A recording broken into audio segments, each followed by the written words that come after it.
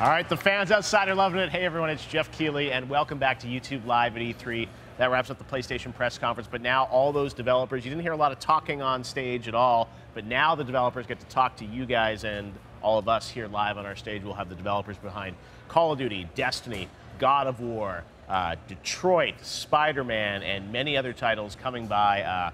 Ben will be here as well to talk about Days Gone. They'll all be coming by answering our questions for the next hour, so stick around. Find a little bit more about what they had to share with us on stage at the PlayStation press conference.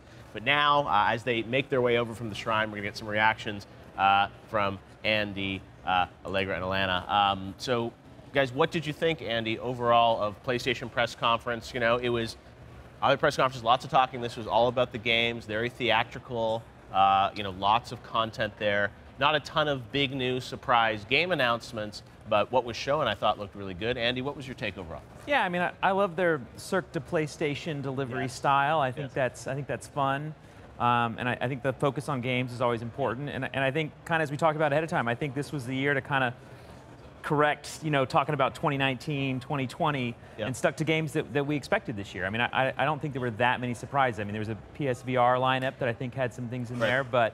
Monster Hunter? Monster Hunter was, I think that was the thing that I knew the least about, at least coming into that. That was a cool surprise. That was the biggest surprise. Lana, lots of games, you know, people will probably note that God of War next year, Spider-Man next year, so, you know, this year, I guess, Uncharted, Lost Legacy, that'll be a big title coming out in the summer. But what was your take overall in terms of the number of games they showed? As, you know, PlayStation, did they wow you? You didn't tear up. No crying from me this time. I was overall really stoked to see combat from God of War. That's one thing that I really wanted to see as a fan of that franchise. I wanted that hack and slash, and we got that. So that's awesome. Spider-Man, glad we got to see combat of that one as well. So they delivered on the things that I wanted. But yeah, I would have liked to see some more new content for sure. But one thing I do have to praise them on is no cringeworthy moments. So many conferences at E3 have really cringeworthy moments. People badly reading off of teleprompters. None of that. No, and that's why it's just like it's an artful representation of the industry, and like the games are the stars, and even all the press, they got popcorn as they sat there in their seats tonight. And it was like, it's like a presentation, and you're right, it's not the bad marketing presentation that sometimes, you know, you get out there. So yeah, I agree, but not a lot of news. You know, Ubisoft had so many announcements today, and then PlayStation, you know, headline. What was the headline for you? What's Polygon going to write up as the headline tonight? I think the one that everyone was most excited for was Shadow of the Colossus. That was really surprising to me, but at the same time, I mean, that's a game we've all played before and fell in love with.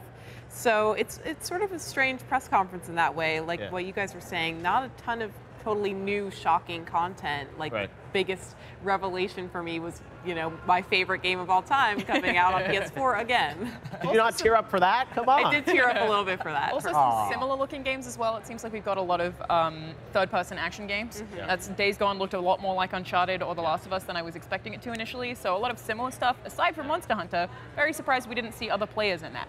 That's true. I would have expected them to really focus on the online component, but I guess they have the exclusives with Call of Duty and Destiny 2 kind of covering those bases. So. Yeah, absolutely. We saw Marvel vs. Capcom in there. I mean, there's lots of games. You're right. It's new content updates on games that are coming, and some notable games that weren't there. Right, Andy? Yeah, I mean, I think I would have liked to have seen Bloodborne or Red Dead. I think would have been things I would have seen. But I mean, that was a great taste of Spider-Man. I mean, I really think. I mean, the game, the animation on Spidey is top notch, and to have that much kind of cinematic impact in an open world environment, which I'm assuming, you know, is an open world environment that you cruise around in and fight crime in, is impressive. I mean, at least what we saw there. So I'm definitely interested to know more about Spider-Man. Yeah, but you're right. I'm sure the fans always want that sort of megaton level surprise. It's nice to have surprises, but now we know there'll be surprises next year. That's true.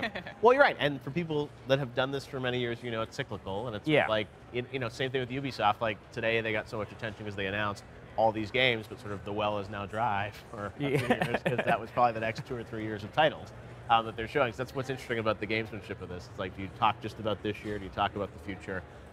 We shall see. Now, you know, PlayStation coming after Xbox. Xbox announced this new system. They were talking about, you know, the pricing, all this and that. You know, no price drop for PS4 Pro, nothing about kind of any of that. It was really about just the games. Do you think, did Sony need to do anything more to sort of stem the tide of what you know, Xbox was talking about, or?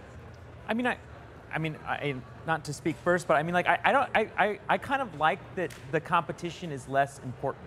these days, right? I want it to be about great games and ways to do it, not like my hardware is better than your hardware or like this or that. I mean, I think the players make their own choice. I think we want to see the games. That's the core of what that PlayStation presentation is about, and so. I think that's it, right? So there were good things at Microsoft. I mean, I think them getting PlayerUnknown was a great get for them, and one of those things that, like, I know players now want to play that, and console gamers are going to be. I think it's a new experience for them.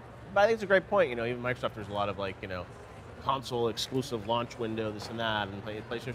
Here's a lot of great content. And you're right. Look, a lot of people we know watching a show like this probably have multiple consoles at home, and they play all these systems. They got their Switch and they got their PlayStation. Xbox is going hard on that because they have to. I mean, thinking about what we've got from PlayStation this year, Nier, Neo, Persona 5, Horizon, all amazing games that are already out this year. So I think they're not as worried about the competition right now. Whereas, we get all of that marketing, that lower third, it's constantly like exclusive, launch title, like all of that Pay kind of attention to us. Yeah, it's because they need to do that, whereas PlayStation are in a pretty good position right now. So I don't think they're as worried. And even those games, I don't know, were they on PS4 Pro, PS4? It wasn't, a lot of messaging on this platform, this game. They were just great games, and even God of War, we'll have to ask these developers when they come by. It's like, was that PS4 Pro footage or PS4? We don't know, but it certainly looked really impressive across the board with all the games. And some other games in there, Call of Duty. First look at multiplayer. Hard to sort of judge that just based on the trailer, but looked like there was lots of action there. Looks great, and I think the exclusives they got for Destiny are great. I mean, I think that's, once again, I've been kind of on the fence, with it coming to PC now, and it's like, I know Exotics. When is it coming to PC, though? Did they give us a date? I think it's like a month late. It's like maybe a couple months later. So, I mean, I'm excited to see what that is. I mean, I think it's. I played with my friends on PlayStation, so to have the exclusives be there again is nice. Those extra strikes made a difference in the original Destiny, at least for me. So I'm excited about that. So is there any concern, you think, that the big PlayStation games that they showed, a lot of them are 2018, so I guess Uncharted Lost Legacy, but sort of like last fall, there's not necessarily going to be, unless I'm wrong, nothing big is like a big November holiday PlayStation game, although there's Destiny, Call of Duty, there'll be lots of content. But it's, Horizon came out early this year. It didn't seem to hurt them that it wasn't there in the holidays. Is that a concern? I don't think so. I mean, I think the only concern anyone in the industry has is I don't want to launch next to Red Dead. Exactly, I bet when that moved, everyone just sighed of relief and it's like, oh, thank God. So I feel like they don't need to worry so much. I feel like Sony often gets a bad rap from previous press conferences of revealing games without any release window attached. At least they said something. 8 years away. Exactly. So I think the fact that everything here, other than Detroit, I think, had at least early 2018, some expectation of when we can actually play them. Can change, but at least they put something. Yeah, so even if not most of these games are coming out this fall, at least we can expect to play them fairly soon. Exactly, lots of good content across the board. So in terms of things that you hoped were there that weren't there, sounds like Final Fantasy Remake, not there, right? I mean, I can live with Shadow of the Colossus Remake. Okay, that was good enough for you? That was enough for me. Okay. Andy, anything that you wanted to be there that we didn't see? I mean, I think Bloodborne, and also too, I would like to see more on Last of Us. I mean, I am definitely, at PSX, I was blown away by that early sample that they showed, and Naughty Dog is among my favorite developers ever. You know what I mean? And so I would have loved to see more from them. But what I saw from Uncharted, I'm pretty pumped for that. I mean, I'm really excited for that game this holiday, and I think, it's summer, isn't it? What is it? Still summer in August? I guess is it August or holiday? I don't know. Don't slip that one too. Thanks for busting me on that one. Hey, the internet's already on Twitter talking about it. So, any other things that you guys, anything you wanted to have there? I'm really glad that we saw PSVR games. That's what I really wanted to see, and I'm kind of in the same boat. Something new from FromSoft. Would have liked to see something to do with Bloodborne. Don't necessarily know what it was, but I also just don't know if that Detroit footage was actually in game or not. It's a weird thing about a David Cage game. You just have no idea. So and all this stuff. It's like it'll be fascinating to see what's playable at the booth. Media gets to play out of all these titles, and even God of War, it was more montagey, right? It wasn't just like one 10-minute sequence. They showed a bunch of stuff, so we'll have to see how it all shakes out. But I thought lots of good-looking games and a great kickoff to E3 with all these press conferences. Now, as I mentioned, all the developers from those games are making their way over. We'll have the Destiny team here. We'll have Mark and Luke. We'll have Glenn and Michael from Sledgehammer, Call of Duty. We'll have Corey Barlog here. We'll have David Cage here. We'll have Brian Intihar from Insomniac talk about Spider-Man. They're all coming by to answer our questions about those games. So if you have questions, you want to get in front of them right now, it'll be on the post show, and we'll definitely get your questions answered. Before we go, check what people are saying online. We've got to get some grades. Andy, how would you grade this press conference? Ooh, the grading process. I can't remember what you gave them last year.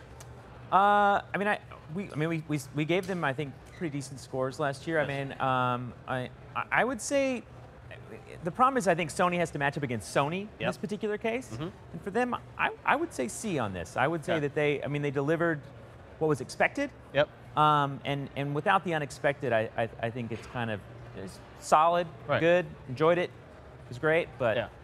It's always good to think about it a little bit later too. I mean, there was a Final Fantasy fishing game in there. Maybe that changes things a little bit later. But I think for now, I think that would be my gut reaction at least. Well, Anna, what do you do? I feel like I'm going to go with a B-. I definitely want to give them extra points for not having anything totally cringeworthy. Awkward moments. Scorpion wasn't dancing on stage for one period, so I think it was a really good delivery, and that's basically the way that I wish all of the press conferences would deliver games to us. But I agree, no huge killer title. To me, it respects the audience because you're just sort of showing the content. You're not let it speak for itself. Yeah. You don't need to sell me with a PowerPoint on sort of what the game is going to be, and they can come here and answer questions and talk about it in a different format. So I agree with you.